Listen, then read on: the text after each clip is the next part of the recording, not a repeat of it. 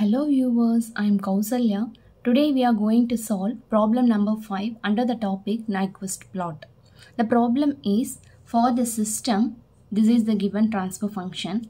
Draw the Nyquist plot and using Nyquist Stability Criterion, determine the stability with k equal to 1, k equal to 10 and k equal to 100. So the first step is finding the number of poles which lie on the right half of S-plane. So here the denominator terms are known as poles. Now we are going to equate these three terms to 0 and we are going to find out the values of poles here.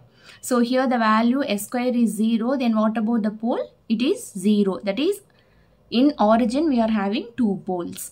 And here the value of S is minus 2 and here from this equation the value of S is minus 10.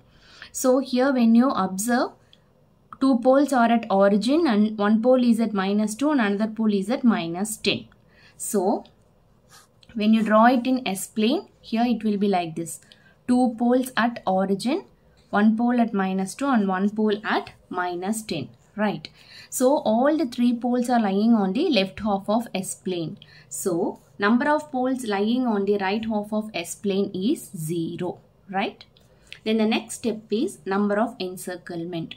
It is given by number of poles lying on the right half of S-plane minus number of zeros lying on the right half of S-plane. Just now we have seen, right, number of poles lying on the right half of S-plane is 0. So here it is 0, and again when you look back at the problem, there is 1 0, right? So S plus 0.6. When you equate this term to 0, what happens? The value of S will be, that is S plus 0.6 is equal to 0. So S will be equal to minus 0.6. Again this 0 is lying on the left half of S-plane. So no zeros are lying on the right half of S-plane. So here the value of Z is 0 and therefore the number of encirclement is 0. Right. And third one is rough Nyquist plot. Since we are having poles at origin, right? Either there may be a single pole or double pole or triple pole, whatever may be, the Nyquist diagram will be like this. If we are having a pole at origin, then we have to bypass this area, okay? And here rough Nyquist plot consists of how many sections? Totally 4 sections, right? And here first section starts from plus infinity, ends at plus 0, and second section starts at plus 0, ends at minus 0, and again the third section starts at minus 0 to minus infinity, and fourth section minus infinity to plus infinity, right? And here while mentioning the angles, when you move clockwise the angles are negative and when you move anti-clockwise the angles are positive, right? Then now we are going to find expression for magnitude and phase angle. So the first step is we have to replace S by j omega.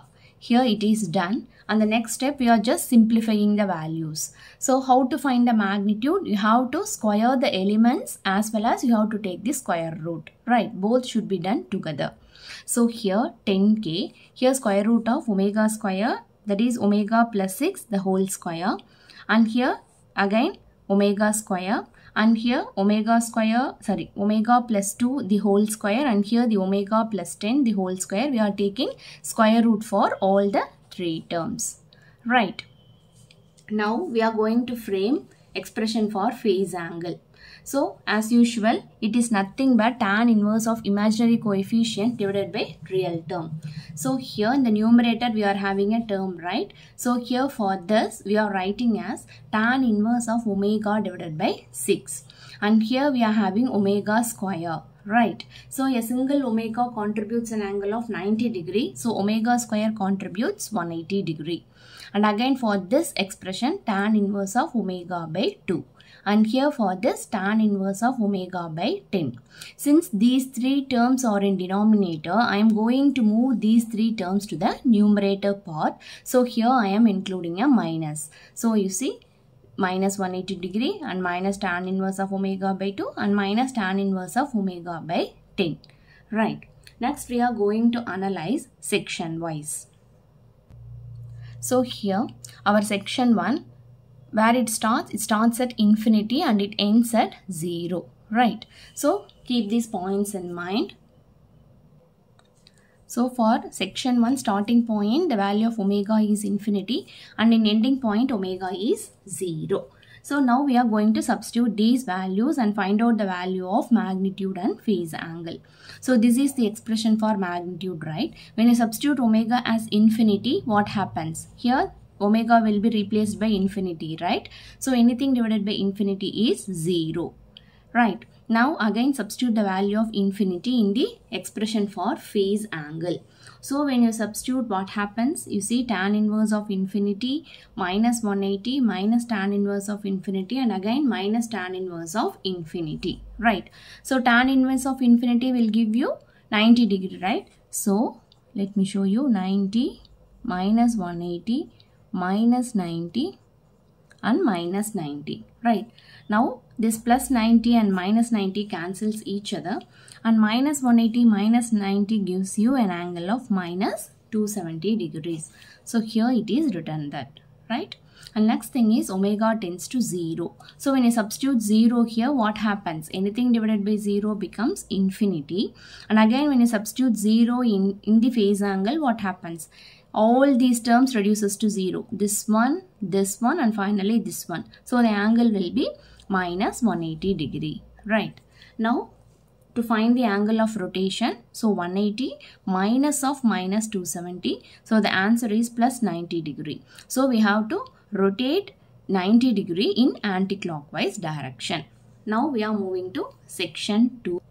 So this is our section 2, right? Starting point is plus 0 and it ends at minus 0. So here plus 0 and minus 0. Again we are going to substitute the values. So regarding magnitude, anything divided by 0 is infinity, right? So here I had made infinity for both the cases. Okay, either it may be plus 0 or minus 0, the magnitude is infinity. Now when you substitute omega value as 0 here, okay, omega as plus 0, what happens? Again these three terms reduces to 0 and finally we will be having minus 180 degree. So here it is minus 180 degree. But when you substitute the value of omega as minus 0, again here we will be getting minus 180 degree. But since this value crosses the origin, here we are including another minus sign. So here minus into minus becomes plus. So the answer here I had written as plus 180 degree, right? And again when you subtract 180 minus of minus 180 and this gives plus 360 degree. We have to rotate 360 degree in anti-clockwise direction, right? And now we are moving to section 3. So here this is our section 3, right? When you look carefully, you see section 3 is nothing but it is the mirror image of section 1. So no need to calculate separately. Just we can simply write it as mirror image of section 1.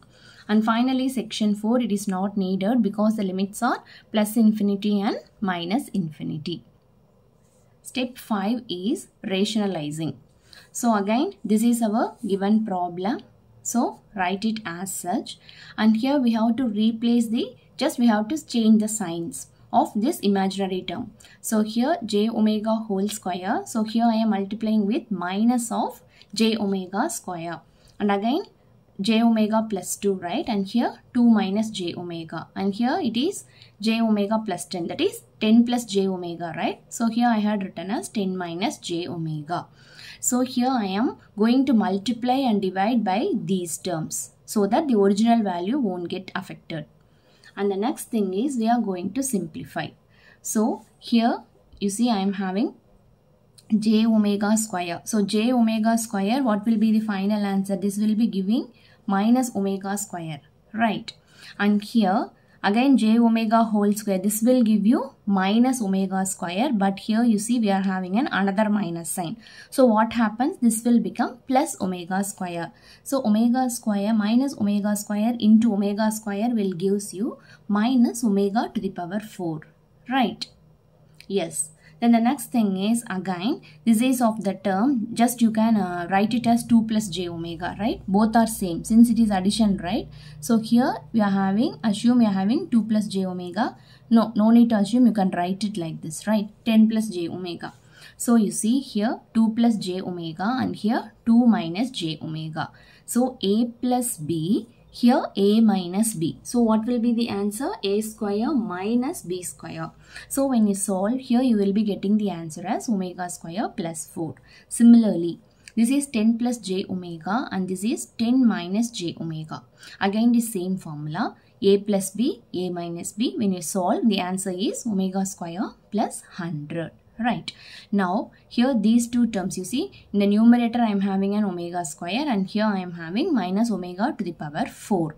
So, these two terms cancel each other. So, here finally I am having the answer as a numerator term as such, that is 10k into j omega plus 0.6. Right. And here we had multiplied these two terms. So, when you multiply, we are having a simplified expression like this. Right. Now, since we have to write the denominator terms for further expressions, I am rewriting this denominator term as d. Okay, this is nothing but, this term is nothing but d. Right. So here you see I had written simply as d. And in the next step, we are going to multiply this term with this term. So when you multiply these two terms, okay, remember this is 0.6, right? It is not simply 6, it is 0.6. So when you multiply and simplify, finally I am having an expression like this, right? Now how to find omega PC? We have to equate the imaginary terms to 0. So when you equate imaginary term to 0, you see what happens? Here this is our term, right? So 0. So when you move this constant terms, that is 10k by d to this side, it will become d by 10k. So 0 multiplied by any number is what? It is again a 0, right? Now when you simplify, when you move this minus omega square to the right hand side, this becomes plus omega square. And when you solve, finally you are getting the value of omega as 3.577, right? Now we are going to substitute this omega square value in real terms. So here these are the real terms, right? The denominator term we are writing it as d. Here I had written the original values, and by simplifying we are having an expression like this in the numerator, right?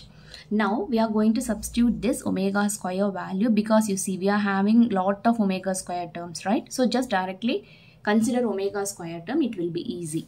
So once you substitute and simplify, you see here the value of q is, it is 0.065 k. Right, here k is a constant, so we are keeping the k as such. Then the next thing is, in the problem when you look back, here we are asked to find, you see, you have to draw the Nyquist plot. And using this Nyquist stability criteria, you have to determine the stability. That is, you have to tell whether the system is stable or unstable for different values of k. You see, here the value of k is 1, and next step, in the next case, k is 10, and finally it is k is 100. So you have to substitute these three values in the place of k, and you have to tell whether the system is stable or unstable, right? Now we are starting with the value of k as 1. So q, what is q? Q is nothing but the intersection point on the negative real axis, right? So in the place of k, just substitute the values, and here we are having the value of q as 0.065, right? Now we will draw the Nyquist plot and then we will proceed, right?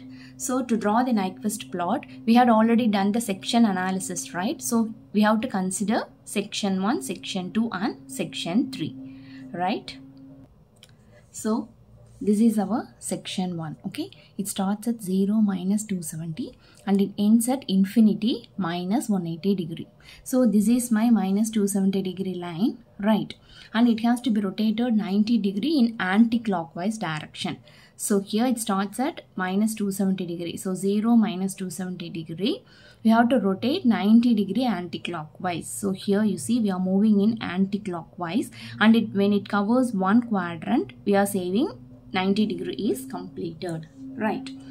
So it starts here and we have to end here. But what is the reason why we have extended this part to this area is, you see, Q is nothing but intersection point. That is, our Nyquist plot should intersect the negative real axis, right? This is your negative real axis. It should intersect, but here it is just simply touching. So since we are having a valid intersection point, you see the value of Q is minus 0.065. It is having some valid points, right? So here we are intersecting this negative real axis and we are just moving like this, right? Am I making the concept clear? Yes. Since we are having an intersecting point, we are just intersecting this negative real axis, and anyhow this plot is going to end at infinity minus 180 degree. Here this line stands for both plus 180 degree as well as minus 180 degree. So here I had drawn like this. Okay, this is the diagram of section 1. And the next step, you see, it starts at infinity minus 180 and ends at infinity plus 180. So both the lines are same. So it is starting here, right? How much degrees it have to be rotated? It have to be rotated 360 degree anti-clockwise. So I start here 90,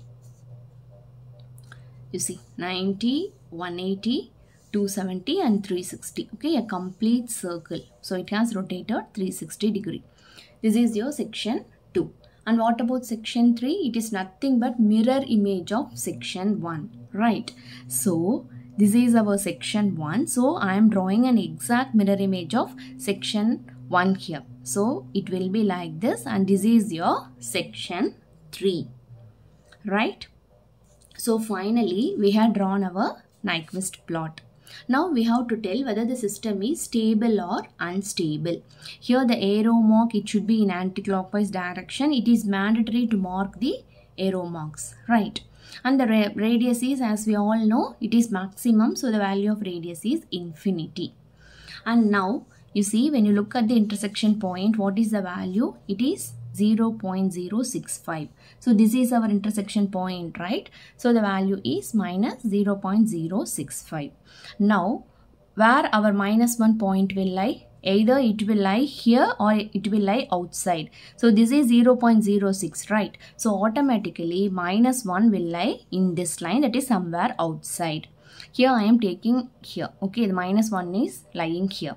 So now just tell me whether this point is encircled or not. No, because this is our closed area, right? Minus 1 is lying somewhere outside. So this Nyquist plot did not encircle the point minus 1 plus 0j.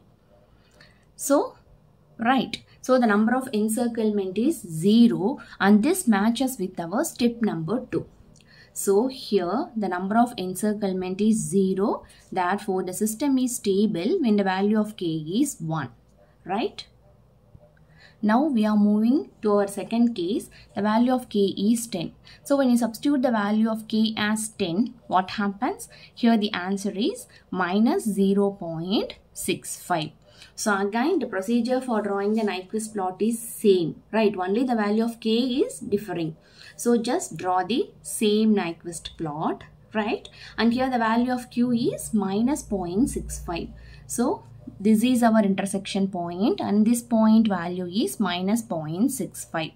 That is 0.6, okay? Just keep like this. So now what about minus 1? Minus 1 will be lying this way, right? Because it starts at 0.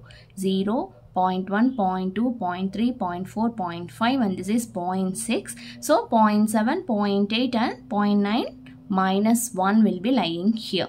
So again this minus 1 point lies outside, right? So here the n value is 0 because this did not encircle minus 1. So again in this case the value of n is 0 and the system is stable because this matches with our step number 2, right? So the system is stable when the value of k is 10. Now we are moving to our third case. So the value of k is 100 now. When you substitute here, the final answer is minus 6.5, right? So again draw the same Nyquist plot, but here the value of this q is minus 6.5, right? Then what it means that, so the -1 point will be lying inside, right? Yes, yes, because you see 0, -1, -2, -3, -4, -5, and this is -6. So -1 is lying somewhere here. So let this point be -1 plus 0j. So here in this case, this -1 plus 0j point is encircled, right? Now we are going to check how many encirclement is done. So to find the number of encirclement, you just draw a line like this and check the direction. So here you see, when you draw a line like this, you see we are having this line and I am having this line, right? We are having two lines here. So what is the direction? Again, it is anti-clockwise. So whenever the direction is anti-clockwise, and how many? We are having two lines, right? So number of encirclement is 2. Since it is moving in anti-clockwise, here I am considering it as plus, right? We have to just draw a line and you see, to this line I am having two lines crossing, right? So here I have drawn the two lines with the same direction here. And finally the value of n is 2. Since the direction is in anti-clockwise, here I am written plus 2. But this didn't match with the step number 2, because in step 2 the value of n is 0, but here the value of n is plus 2. Then what about the final result? Whether the system is stable or unstable, can you say? Yes, the system is unstable because this didn't match with our step number 2, right? Here comes the end of the problem. Hope you people understand well. If you have any doubt, let me know in the comment section. Thank you.